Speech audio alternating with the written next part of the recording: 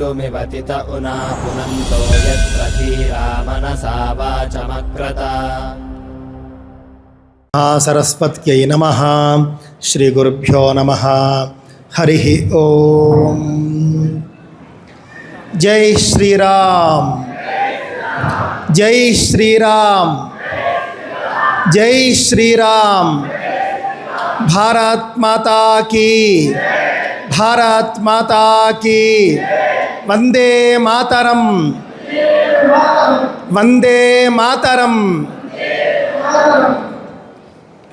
ఈ రోజున భాగ్యనగరం వంటి మహానగరంలో హిందూ సమ్మేళనం అనేటటువంటి ఒక గొప్ప కార్యక్రమాన్ని మనం చేసుకుంటూ ఉన్నాం. ఎవరైతే ఈ యొక్క సభ నిర్వాహకులు ఉన్నారో ఎంతో కష్టపడి ఎన్నో రోజులుగా ఈ యొక్క కార్యక్రమానికి సంబంధించి ఒక పథకం ప్రణాళిక అంతా కూడా రచించి ఉంటారు. మన శ్రీమాన్ బాబు గారు ఎవరితో మాట్లాడాలో వాళ్ళందరితో కూడా మాట్లాడి వాళ్ళని పిలిపించి ఇంత పెద్ద కార్యక్రమం చేయడం అంటే చిన్న విషయం కాదు. అలాంటి వాళ్ళకి మనం అండగా ఉండాలి ఎల్లప్పుడూ కూడా. అయ్యా బాబు గారు, తమరు చేస్తూ ఉన్నటువంటి ఈ కార్యక్రమానికి మేమేం చేయాలి, మా యొక్క సహాయం ఏమిటి చెప్పండి అని అడిగి మరీ సహాయం చేస్తూ ఉండాలి ఇలాంటి కార్యక్రమాలకి. మన అపార్ట్మెంటుల్లోనో కమ్యూనిటీల్లోనో సీతారామ కళ్యాణాలు మొదలైనవి చేసినప్పుడు వెళ్ళి మనంతట మనమే కల్పించుకుని చేస్తాం కదండి. ఇవి కూడా అలాగే చేయాలి. అప్పుడు మాత్రమే ఇలాంటి కార్యక్రమాలు మరిన్ని జరుగుతాయి. మరిన్ని కార్యక్రమాలు చేయడానికి ఇలాంటి వాళ్ళు ముందుకు వస్తూ ఉంటారు. నేటికి కూడా ప్రపంచంలో మనం చూసుకుంటే మూడవ అతిపెద్ద ఒక మతం ఏదైనా ఉంది అదనంటే అది హిందూ ధర్మం. మూడవ అతిపెద్ద సంస్కృతి ఈ యొక్క విశ్వంలో. ఇది కేవలం సంఖ్యాపరంగా మతాల్లో పెద్ద చిన్న అని ఉంటాయి అంటే ఉంటాయి. ప్రపంచంలో ఉన్నటువంటి అన్ని మతాల కంటే కూడా గొప్పది, ఉత్తమమైనది, ఉన్నతమైనది హిందూ ధర్మం మాత్రమే. నేను ఇందాక చెప్పినది సంఖ్యాపరంగా దృష్టిలో పెట్టుకోండి. సంఖ్యాపరంగా ఇతర రెండు మతాల వాళ్ళు ఎక్కువగా ఉండొచ్చుగాక, కానీ సంస్కృతి పరంగా, చరిత్ర పరంగా, గొప్పదనం పరంగా చూస్తే హిందూ ధర్మము అత్యున్నతమైనది. హిందూ ధర్మానికి మించినటువంటి ఒక ధర్మం ఇంతవరకు లేదు, భవిష్యత్తులో కూడా వచ్చే అవకాశం లేదు. దురదృష్టవశాత్తు మన వాళ్ళందరికీ కూడా ఒక అలవాటు, ఇది ఒక దురలవాటు అని కూడా చెప్పక తప్పదు. అన్ని మతాలు ఒకటే, అందరూ దేవుళ్ళు ఒకటే. ఇతర మతాల వాళ్ళు ఈ మాట చెబుతారా అండి? ఒప్పుకుంటారా అండి? ఒప్పుకోరు. మా దేవుడే గొప్ప, మా మతమే గొప్ప అని అంటారు. హిందువులు అన్ని మతాలు ఒకటే, అందరు దేవుళ్ళు ఒకటే అని చెప్పడం మాత్రమే కాకుండా ఓవర్ యాక్షన్ అంటారు. వాళ్ళ పండుగలకి మన వాళ్ళు వెళ్ళి వేషాలు వేసుకొని వాళ్ళ ఇళ్లలో తైతక్కలాడుతూ ఉంటారు. మన దేవీ దేవతా మందిరాల్లో ఇతర మతాలకు చెందినటువంటి ఫోటోలు పెట్టుకుంటారు. దృష్టిలో పెట్టుకోండి, మాకింట్లో ఆ కష్టాలు వస్తున్నాయి, ఈ కష్టాలు వస్తున్నాయి, అశాంతిగా ఉంది అని అంటే అదే కారణం. వేద బాహ్య మతాలకు సంబంధించినటువంటి ఫోటోలు ఏమైనా మీ ఇంట్లో ఉన్నాయి అని అంటే వాటి వల్ల మనకు అశాంతే తప్ప దానివల్ల మనకు మంచి జరగదు. దృష్టిలో పెట్టుకోండి. ఈ కారణం తెలియదు చాలామందికి. ఎందుకండి ఎంత కష్టపడుతున్నా కూడా మేము బాగుండట్లేదు అనంటే కనుక వేద నింద చేసేటటువంటి మతాలకు సంబంధించినటువంటి ఫోటోలు నీ ఇంట్లో ఉన్నాయి. ఇదే కారణం. వేద బాహ్య మతాలవి, వేద బాహ్య మతాలు, పాషండ మతాలు. ఇంతమంది ఆడవాళ్ళు ఉన్నారు ఇక్కడ. విష్ణు సహస్రనామం ఇందాక చెప్పారు. మీలో చాలామందికి లలితా సహస్రం కూడా వచ్చే ఉంటుంది. ఎంతమందికి వచ్చా ఒక్కసారి చేయొత్తండి. లలితా సహస్రం కంఠస్థం వచ్చు కదండి. లలితా సహస్రంలో ఒక నామం ఉంటుందండి, సంహృతాశేష పాషండ సదాచార ప్రవర్తిక అమ్మవారి నామం. ఆ నామం యొక్క అర్థం ఏమిటి? పాషండులందరినీ కూడా నిర్మూలించి సదాచారాన్ని ప్రవర్తింపజేసేటటువంటి అమ్మవారికి నమస్కారము అని. ఒక పక్కనేమో అమ్మవారిని ఆ నామంతో మనం స్తుతిస్తున్నామా, మరొక పక్కనేమో పాషండ మతాలకి సంబంధించినటువంటి ఫోటోలు పుస్తకాలు తెచ్చి ఇంట్లో పెట్టుకుంటూ ఉన్నామా? ఎంత దౌర్భాగ్యం అండి. చూపించండి వేరే మతాల వాళ్ళ ఇళ్లలో మన దేవీ దేవతల ఫోటోలు ఒక్క ఇంట్లో చూపించండి. అనవసరమైనటువంటిది అని చెబుతూ ఉన్నాను. మనం వేరే మతాలను తిట్టవలసిన అవసరం లేదు, అది మన సంస్కృతి కాదు.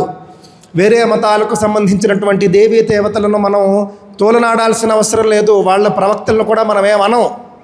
కాకపోతే అది తెచ్చి పూసుకోవడం దేనికి, ఇది వద్దు అని మాత్రమే నేను చెబుతూ ఉన్నాను. మనం అన్ని మతాలను గౌరవించాలి, గౌరవిద్దాం. గౌరవించడము అని అంటే మన ఇంట్లో తెచ్చిపెట్టుకోవడం కాదు. మన కన్న తల్లిని మనం పూజిస్తాం. మన స్నేహితులు చాలామంది ఉంటారు, వాళ్ళ తల్లులను కూడా మనం గౌరవిస్తాం. కానీ మన కన్న తల్లిని పూజించినట్టు అందరి తల్లుల్ని మనం పూజించలేం కదా. కన్న తల్లి కన్న తల్లే, ఇతరుల తల్లి ఇతరుల తల్లే. అదేవిధంగా మన ధర్మం మనదే, అన్యమతాలు అన్యమతాలే అనే విషయాన్ని మనం దృష్టిలో పెట్టుకోవాలి. ఎలాంటి మొహమాటాలకు పోకూడదు. ఎవడైనా తెచ్చి టోపీ పెట్టుకోమన్నాడు అనుకోండి, నువ్వు బొట్టు పెట్టుకో, నేను టోపీ పెట్టుకుంటాను. నువ్వు బొట్టు పెట్టుకోవు, నాకు మాత్రం టోపీ పెడతావు, ఇదెక్కడ న్యాయం? అందువల్ల మన హిందువులకు మన ధర్మం పట్ల సంపూర్ణమైనటువంటి స్పష్టత ఉండాలి. గతంలోనండి ఒక ఆయన చెప్పారు, మా ఇంటికి వచ్చినప్పుడు, ఇటీవల ధురంధర్ 2 అనేటటువంటి సినిమా ఒక థియేటర్లో ప్రదర్శిస్తూ ఉంటే తగుదునమ్మా అని అది చూడడానికి కొంతమంది పాషండులు వచ్చి చూస్తూ ఉన్నారు. చూడడం మాత్రమే కాకుండా కావాలని అక్కడ ఏదో ఒక అశాంతిని సృష్టించడం కోసం ఏం చేశారు, ముందు సీట్లలో ఉన్నటువంటి హిందువుల మీద కాళ్ళు చేతులు వేయడం, పిల్లలతో అల్లరి చేయించడం. అది బాగా మితిమీరిపోతే మన వాళ్ళు హిందువులు ఇదేమిటి అని ప్రశ్నిస్తే, అప్పటి వరకు ఒక కుటుంబం ఉంది, 20 మంది పొలోమని ఎక్కడి నుంచి వచ్చారో తెలియదు వచ్చారు. 20 మందితోని కూడా ఒకే ఒక్క హిందూ కుటుంబం, ఒకే ఒక్క హిందువు పోరాడుతూనే ఉన్నాడు. మొత్తం 90% థియేటర్లో ఉన్నదందరూ కూడా హిందువులే, ఎవరికీ పట్టలేదు. మాకక్కర్లేదు, మాకెందుకు. హిందువుల్లో ఇంకెప్పటికీ చైతన్యం వస్తుంది. సాటి హిందువుకు సమస్య వస్తే అది నా సమస్య కాదా, వాడితో పాటు నేను వెళ్ళాలి కదా, నేను ఉన్నాను అనేటటువంటి భరోసా ఇవ్వాలి కదా అనేటటువంటి ఒక భావన హిందువుల్లో ఇంకెప్పటికీ వస్తుంది. ఇప్పటికైనా రావాలి అని చెప్పేసి కోరుకుంటూ ఉన్నాను. ఎవరైనా సాటి హిందువు సమస్యలో ఉన్నాడు మతపరంగా అంటే కనుక, పాషండ మతాల వాళ్ళు ముఖమ్మడిగా వచ్చేసి మన వాడి మీద పడుతూ ఉన్నారు అని అంటే కనుక, మనం తప్పక తోడు వెళ్ళాలి. నేను ఉన్నాను అనేటటువంటి భరోసా ఇవ్వాలి. లేకపోతే కనుక ధర్మం గురించి మాట్లాడేటటువంటి ఒక హిందువు మళ్ళీ మనకు కనిపించడు. ఎందుకంటే నేను మాట్లాడితే నాతో ఎవరో రారే అనేటటువంటి భయం ఉంటుంది. పైగా వాళ్ళందరూ ఒకటైపోతారు. మొన్న మా బంధువు ఒక ఆయన ఒక ఊరు నుండి వస్తూ రైలు దిగి స్టేషన్లో దిగి వస్తూ ఉన్నాడు. ఆయన మెడలో జై శ్రీరామని సంస్కృతంలో రాసినటువంటి ఒక వస్త్రాన్ని ధరించి వస్తూ ఉంటే, ఎదురుగా వస్తూ ఉన్నటువంటి పాషండుడికి ఈ కండువ, ఈ బొట్టు చూడగానే వాడికి ఏదో ఒక పూనకం వచ్చినట్లుగా, దాన్ని చూడలేనటువంటి ఒక పరిస్థితి. అంటే హిందువులు ఇంత ధైర్యంగా తిరుగుతూ ఉన్నారా జై శ్రీరామ్ కండువాలు వేసుకుని బొట్లు పెట్టుకుని అని చెప్పేసి సహించలేక కావాలని చెప్పేసి అతడితో గొడవ పెట్టుకున్నటువంటి పరిస్థితి. కావాలని ఇలాంటి వాళ్ళు లోకంలో ఉంటారు. ఎప్పుడూ కూడా మన సాటి హిందువు సమస్యలో ఉన్నాడు అని అంటే మనం వాళ్ళతో కలిసి వెళ్ళాలి. ముందు మనం హిందూ ధర్మాన్ని ఆచరించే ప్రయత్నం చేయాలి. బొట్టు పెట్టుకోవడానికి ఎప్పుడూ కూడా సిగ్గుపడకూడదు. ఇందాక అమ్మ చెప్పినట్లుగా బొట్టు పెట్టుకోవడానికి సిగ్గుపడకూడదు. అదేవిధంగా జుట్టు కట్టుకోవడానికి కూడా ఆడపిల్లలు సిగ్గుపడకూడదు. మగపిల్లలకు బొట్టు, ఆడపిల్లలకు జుట్టు, ఈ రెండూ గుర్తుపెట్టుకోవాలి ఎప్పుడూ కూడా. ఇందాక మన శివాలయం అర్చకులు కావచ్చు, అదేవిధంగా ఆవిడ కావచ్చు, ఇద్దరూ చెప్పినటువంటి అంశంలో ఆడవారు జుట్టు విరబోసుకుని దేవాలయాలకి వచ్చేస్తున్నారు అన్నంతవరకు చెప్పారు. దానివల్ల కలిగేటటువంటి ఒక దుష్ప్రయోజనం ఏమిటో తెలుసునండి. శాస్త్రంలో ఉన్నది చెబుతున్నాను, సొంత మాట కాదు. జుట్టు విరబోసుకుని కనుక ఒక మహిళ బయట తిరిగింది అని అంటే పిశాచుల్ని ఆవాహన చేసినట్టు, పిశాచులు ఆవాహన అయిపోతాయి ఒంటి మీదకు, శాస్త్రంలో ఉన్న మాట.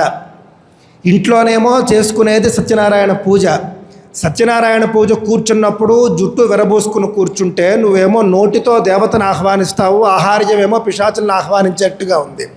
మీకు శుభాలు ఎక్కడ కలుగుతాయి? ప్రతి సంవత్సరము మేము అది చేసుకుంటామండి, ఇది చేసుకుంటామండి, మా ఇంట్లో బాగోలేదు. ఎక్కడ అసలు నువ్వు ప్రాపర్గా చేయటం లేదు కదా. పాస్పోర్ట్కి అప్లికేషన్ పెట్టుకుంటాం మనం. పాస్పోర్ట్ అప్లికేషన్లో మనం పూరించవలసినటువంటి కాలమ్స్ అన్నీ కూడా కరెక్ట్గా పూరిస్తేనే పాస్పోర్ట్ వస్తుంది. ఏ ఒక్క కాలంలో మనం తప్పు రాసినా కూడా పాస్పోర్ట్ రిజెక్ట్ అయిపోతుంది. వాళ్ళకి డాక్యుమెంట్స్ సరిపోలవు.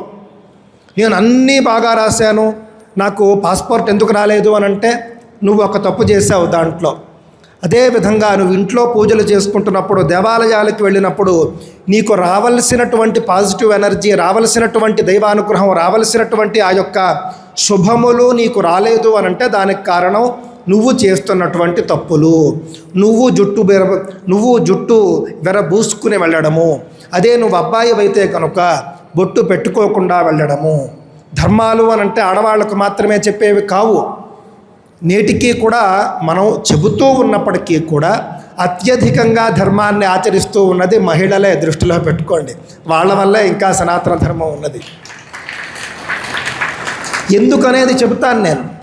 ఒక పండుగ వచ్చింది, లేకపోతే ఇంట్లో ఒక పేరంటం వచ్చింది, ఆడవాళ్ళందరూ కూడా షాపింగ్ చేసి కొనుక్కునేది ఏమిటండి? చీరలు కొనుక్కుంటారు. మరి మగవాళ్ళు షాపింగ్ చేసి ఏం కొనుక్కుంటున్నారండి? పంచెలు కొనుక్కుంటున్నారా? మరి జీన్ ప్యాంట్లు, టీషర్ట్లే కదా. కావున సాంప్రదాయ వస్త్రధారణ చేస్తున్నది ఎవరు? ఆడవారా మగవారా? కావున మగవారు కూడా పంచెలు కట్టడం అలవాటు చేసుకోండి. పంచెలు కట్టడం అలవాటు చేసుకున్న నాడే మీకు ఆడవారికి చెప్పేటటువంటి అర్హత వస్తుంది. మనం చూస్తే ప్యాంటు షర్ట్లు వేసుకుని ఆడవాళ్ళు మాత్రం కట్టుబొట్టు బాగలేదు అని చెప్పేటటువంటి అర్హత, హక్కు మగవాడికి ఎక్కడి నుంచి వస్తుంది? కనీసం పండుగల్లోనూ, పేరంటాల్లోనూ, పెళ్ళిళ్ళలోనైనా పంచె కట్టుకోవడానికి ఎందుకు ఇంకా కూడా హిందువులు ఆలోచిస్తూ ఉన్నారు. చాలా బ్రాండ్లు చాలా అద్భుతంగా పంచెలు తయారు చేస్తూ ఉన్నారు కదా. పంచె కట్టుకుంటే ఎంత అద్భుతంగా చూడడానికి నయన మనోహరంగా ఉండేట్టుగా నేటికి పంచెలు నేస్తూ ఉన్నారా లేదా? అలాంటి పంచెలు మనం ఎందుకు పండుగల నాడు కట్టుకోలేకపోతూ ఉన్నాము? ఎందుకు సిగ్గుపడుతూ ఉన్నాము? తండ్రి కట్టుకుంటే కొడుకు కట్టుకుంటాడు, కొడుకు కట్టుకుంటే మనవడు కట్టుకుంటాడు. మనం ఇంత కార్యక్రమం చేస్తూ ఉన్నాం, కానీ ఆడవాళ్ళు ఇంతమంది చీరలు కట్టుకుని వచ్చారు, మగవాళ్ళు ఎంతమంది పంచెలు కట్టుకుని వచ్చారు ఒక్కసారి ఆలోచించండి. ఒక్కసారి పంచె కట్టుకున్న మగవాళ్ళు చేతులు ఎత్తండి దయచేసి. మనలో మన మాట. ఒకళ్ళు, చాలా సంతోషం. 2, 3. చీర కట్టుకున్నటువంటి ఆడవాళ్ళ చేతులు ఎత్తండి ఒకసారి. అది చూడండి ఎంత బాహుళ్యం ఉందో చూడండి. అందువల్ల అందరూ మారాలి.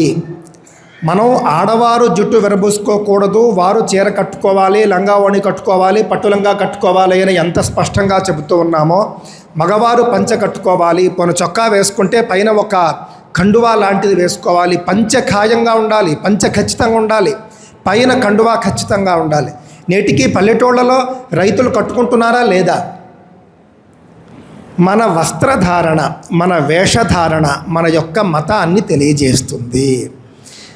చాలా సందర్భాల్లో ఫలానా వ్యక్తి ముస్లిం అని చెప్పడానికి అతనికి కొన్ని గుర్తులు ఉంటాయి, చక్కగా ధరిస్తాడు, గౌరవిస్తాం మనం.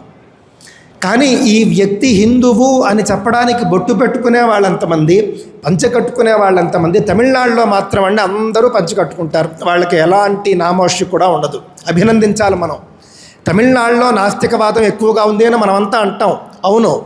అయినప్పటికీ ఆస్తికులైనటువంటి కొంతమంది హిందువులు చక్కగా పంచె కట్టుకుంటారు, చక్కగా నిలువెల్లా విభూది పెట్టుకుంటారు, బొట్టు పెట్టుకుంటారు.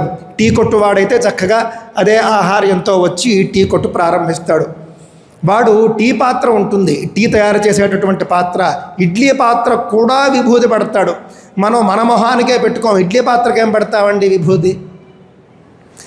అందువల్ల దయచేసి మనం ఆడవాళ్లకు చెప్పే ముందు హిందూ మగవాళ్ళకు కూడా పంచెలు కట్టాలి. చొక్కాలు వేసుకోండి పర్వాలేదు, మేమైతే చొక్కాలు కూడా వేసుకోం. పంచె, చొక్కా, ఒక కండువ, బొట్టు, ఇంత మటుకు చాలు. ఇంత మటుకు ధరించడానికి పోయేది ఏముంది చెప్పండి? అందులో నామోషి ఏమిటి చెప్పండి?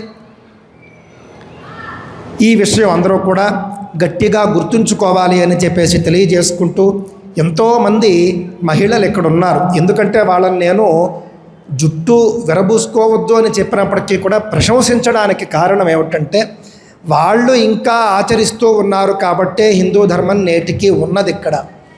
ఒకవేళ మహిళలు వదిలిపెట్టేసి ఉంటే కనుక, ఇంతమంది వచ్చారు భరతనాట్యం చేసిన వాళ్ళు, అమ్మాయిలు వచ్చారా అబ్బాయిలు వచ్చారా? అబ్బాయిలు భరతనాట్యం ఎంతమంది చేశారు? నటరాజు అని ఉన్నటువంటి స్వామి మగాయన అమ్మాయ? పురుషుడు ఆయన, నటరాజు. కానీ ఆడవాళ్ళు ఎక్కువగా నాట్యం నేర్చుకుంటూ ఉన్నారు.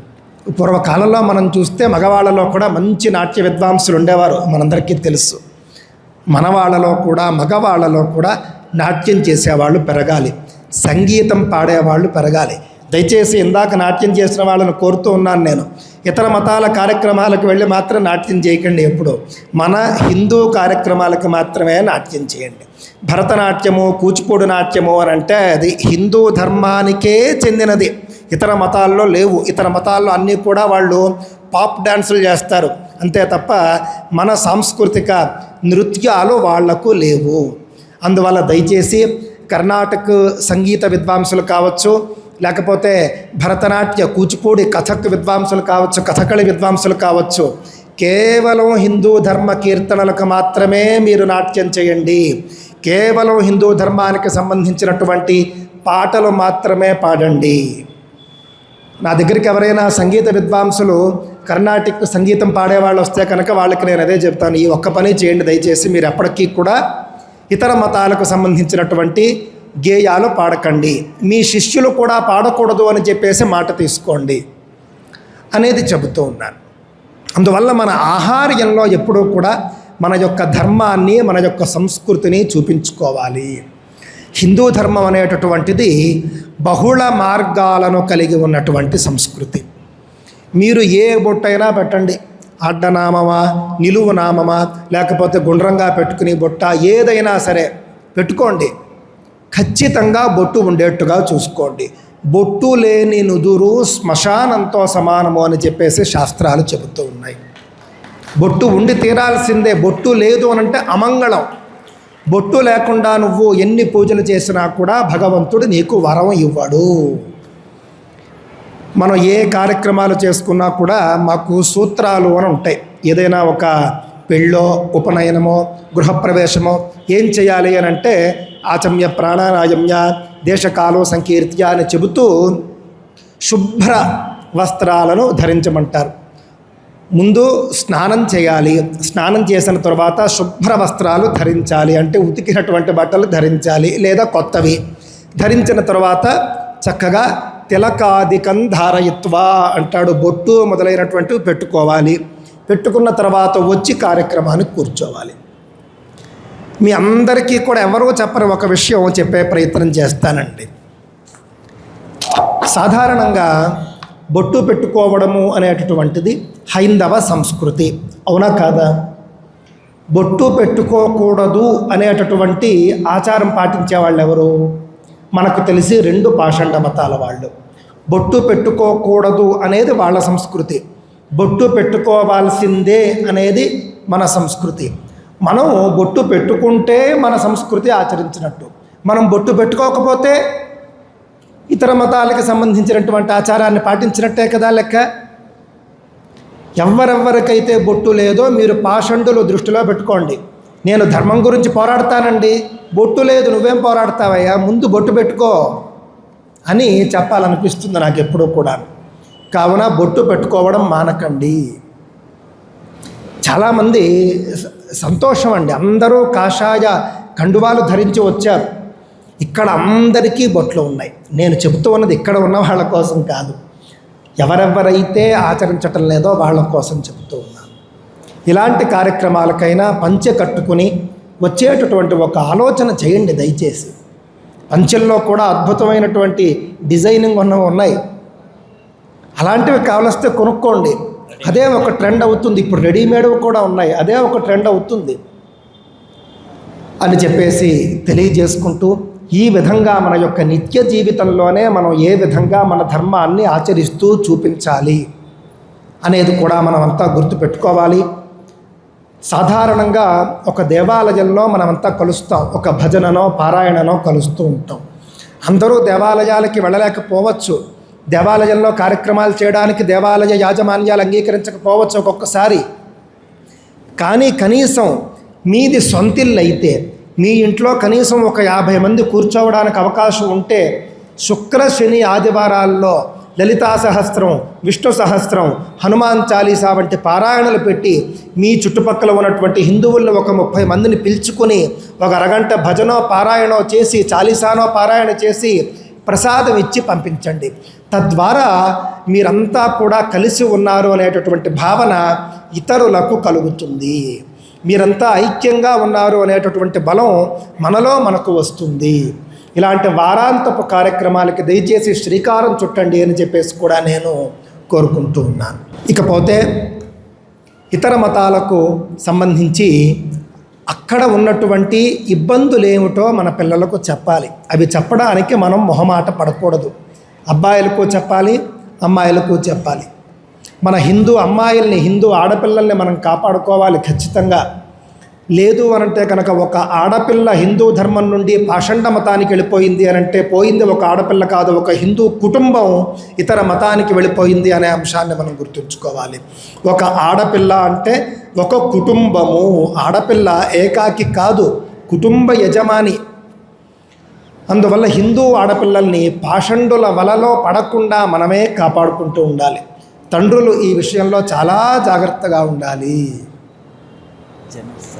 ఇదేదో కథ చెబుతూ ఉన్నారండి, ఇది నిజం కాదండి, వాస్తవం కాదండి, అలాంటివేం లేవండి అని చెప్పేసి ఎవరు అనుకుంటారు అని అంటే కనుక అజ్ఞానులు అనుకుంటూ ఉంటారు.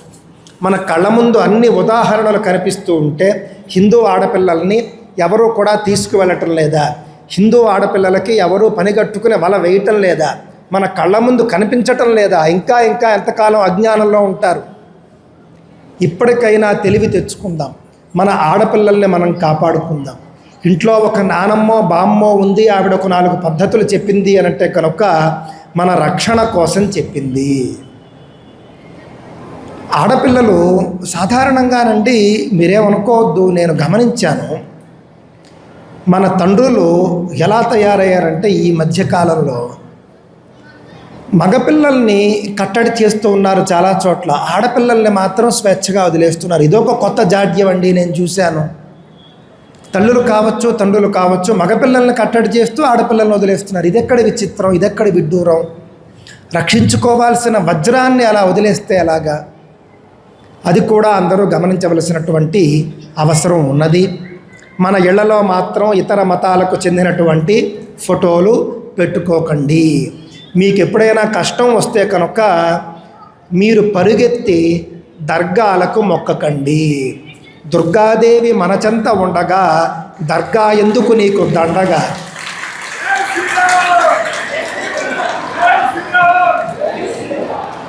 మీకు జ్వరం వస్తే, మీ పిల్లవాడికి ఏదైనా కనుక ఒక నరదృష్టి తగిలితే తాయెత్తులు కట్టించడానికి అక్కడికి వెళ్ళకండి.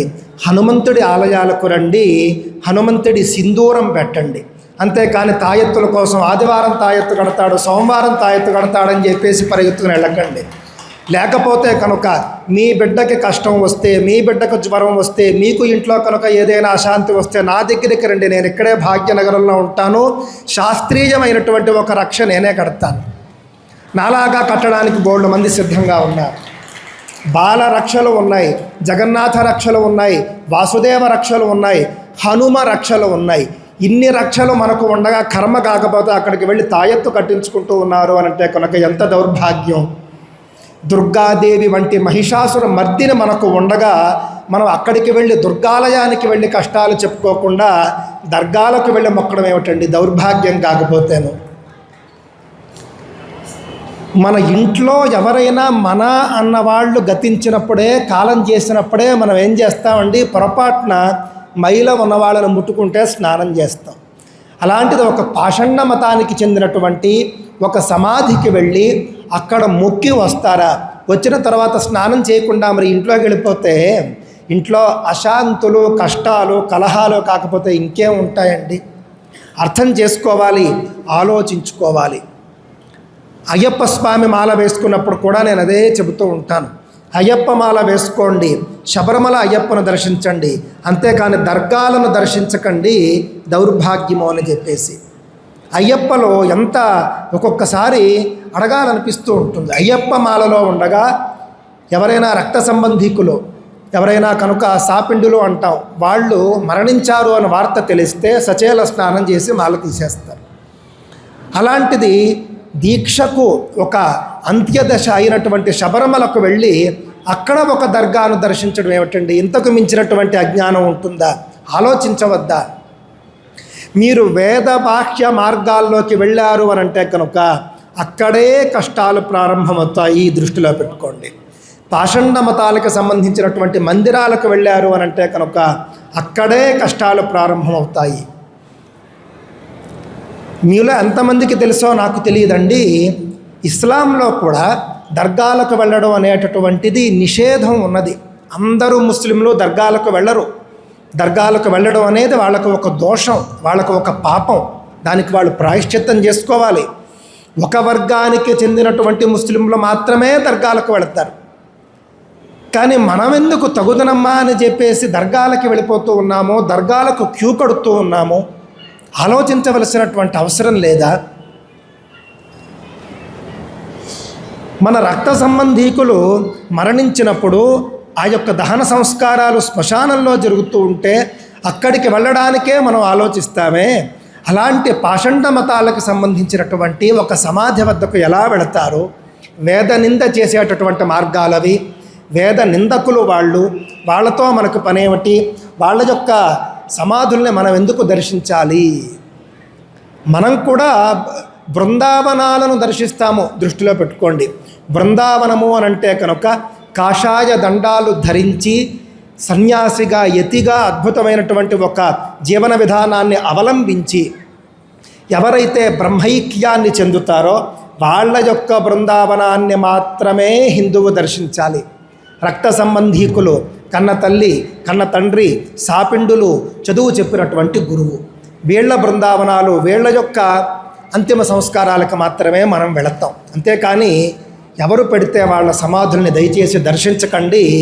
దారిన పోయేటటువంటి కష్టాలు తెచ్చుకుని నెత్తి మీద పెట్టుకోకండి. కష్టాలు వాటి మానానవి ఉంటే పిలిచేది మనమే. జుట్టు విరబూసుకుని పూజ చేస్తాము, ఒక కష్టాన్ని ఆహ్వానిస్తాం. బొట్టు పెట్టుకోకుండా పూజ చేస్తాము, ఇంకో కష్టాన్ని ఆహ్వానిస్తాం. చింపి కుట్టినటువంటి ప్యాంట్ వేసుకుని పూజ చేస్తాం మనము, ఇంకో కష్టాన్ని మనం ఆహ్వానం చేస్తాం. ఈ విధంగా మన యొక్క ఆచరణలోనే కష్టాలను ఇచ్చేటటువంటి దురాచారాలను మనం పాటిస్తూ ఉంటే మనకు సుఖాలు రావాలంటే ఎలా వస్తాయి? శుభాలు కలగాలి అని అంటే కనుక ఏ విధంగా కలుగుతాయి అని చెప్పేసి ఒక్కసారి నేను తెలియజేసుకుంటూ చిట్ట చివరగా ఒక 2 అంశాలు మాత్రమే నేను చెప్పి ముగించే ప్రయత్నం చేస్తాను. సాధారణంగా మన ఇళ్లలో ఇంటి ముందు మీరంతా కూడా అంటే ఉన్న విషయం చెప్పండి, నేను అడుగుతాను. ఎంతమంది ఇళ్ల ముందు మనీ ప్లాంట్ ఉన్నది? ఒక్కసారి చేయొద్దండి. మా ఇంటి ముందు మనీ ప్లాంట్ ఉందన్న వాళ్ళు చేయొద్దండి. చూసారా ఎంతమంది ఇళ్ల ముందు మనీ ప్లాంట్ ఉంది? అది మనీ ప్లాంటు, ఆ మనీ ప్లాంట్ డబ్బు ఇస్తుంది అని మీకు ఎవరైనా చెప్పారా అండి? చాగంటి కోటేశ్వరరావు గారు చెప్పారా? గరికపాటి వారు చెప్పారా? సామవేదం వారు చెప్పారా? పద్మాకర్ గారు చెప్పారా? ఎవరు చెప్పారని మనీ ప్లాంట్ ఇంటి ముందు వేసుకుంటూ ఉన్నారు? మనీ ప్లాంట్ అనేది మనది కాదు. ఆ ప్లాంట్ పెట్టుకుంటే మీకు డబ్బులు రావు, దోమలు వస్తాయి, దృష్టిలో పెట్టుకోండి. అసలు సిసలైనటువంటి మనీ ప్లాంట్ ఏమిటి హిందువులకు అని అంటే కనుక మారేడు చెట్టు మాత్రమే. బిల్వ వృక్షానికి శ్రీవృక్షము అని పేరు. మీకు డబ్బు రావాలి అని అంటే మారేడు చెట్టు కుండీలో వేసుకోండి, 2 మారేడు చెట్లు వేసుకోండి. ఆదిత్యవర్ణే తపసోధి జాతో వనస్పతిస్తవ వృక్షోథ బిల్వః శ్రీ సూక్తంలో ఉంటుంది. ఆవిడ మారేడు చెట్టు కింద కూర్చుని తపస్సు చేసింది మహాలక్ష్మి. మారేడు చెట్టు మహాలక్ష్మికి నిలయం. శ్రీ వృక్షం, మారేడు కాయని శ్రీఫలం అంటాం మనం. మారేడు చెక్క నుండి తీసేటటువంటి గంధాన్ని శ్రీగంధము అని అంటాం. అలాంటి అసలు సిసలైనటువంటి మనీ ప్లాంట్ని ఏం చేసాం మనం? ముళ్ళు ఉన్నాయి అని చెప్పేసి లేకపోతే అందరి ఇళ్లలోనే ఉండకూడదు అని ఎవడో ఒక మూఢనమ్మకాన్ని ప్రచారం చేస్తే మారేడు చెట్టు వదిలేసాం, మనీ చెట్టుని పట్టుకున్నాం. మీకు డబ్బు రాలేదు, దోమలు వచ్చాయి, దోమల నుండి డెంగ్యూ వచ్చింది, దోమల నుండి మలేరియా వచ్చింది, దోమల నుండి చాలా రోగాలు వచ్చాయి. కారణం ఏమిటి? ఎవరూ చెప్పకుండా ఏదో ఒక పాశ్చాత్య పోకడలకు పోయి మనీ ప్లాంట్ వంటి చెట్లు ఇంటి ముందు వేసుకోవడం వల్ల ఇది జరిగింది. కావున ప్రతి ఇంట్లోనూ కూడా మారేడు చెట్టు పెట్టుకోండి, తులసి చెట్టు పెట్టుకోండి, మందార చెట్టు పెట్టుకోండి. ఇన్ని అద్భుతమైనటువంటి దేవతా వృక్షాలు మన దగ్గర ఉండగా ఈ విధమైనటువంటివి మనం ఆచరించకూడదు. మన ఇంటి ఆవరణలో మనం పెట్టేటటువంటి చెట్టు అది మన వృక్షమా లేకపోతే మన సంస్కృతికి సంబంధించని వృక్షమా అని ఒక్కసారి ఆలోచించండి. మన సంస్కృతికి సంబంధించిందైతే సంరక్షించండి. అక్కర్లేని నమ్మకాలకు పోకండి, అక్కర్లేని విగ్రహాలు తెచ్చి ఇంట్లో పెట్టుకోకండి. లాఫింగ్ బుద్ధ ఇంట్లో ఉంటే సకల ఐశ్వర్యాలు వస్తాయి. ఎవడు చెప్పాడండి? ఒక ఆచారం ఉండద్దా? ఒక ప్రమాణం ఉండద్దా? ఏదైనా ఒక విగ్రహం తెచ్చి మనం ఇంట్లో పెట్టుకున్నాము అని అంటే కనుక దానివల్ల మనకు శుభాలు కలుగుతాయి అని మనకు వేద పురాణ ఇతిహాసాల్లో చెప్పాలి. అంతేకాని ఇష్టానుసారమో ఎక్కడో టీవీ ప్రోగ్రాంలో ఎవడో చెప్తే కుదరదు. మీకు సకల శుభాలు మీకు ఇంట్లో రావాలి అని అంటే కనుక గణపతి బొమ్మను పెట్టుకోండి. గణపతి బొమ్మ ఉంది చూసారా, లంబోదరుడు అంటాం మనం, అంటే ఆయనకి పెద్ద పొట్ట ఉంటుంది.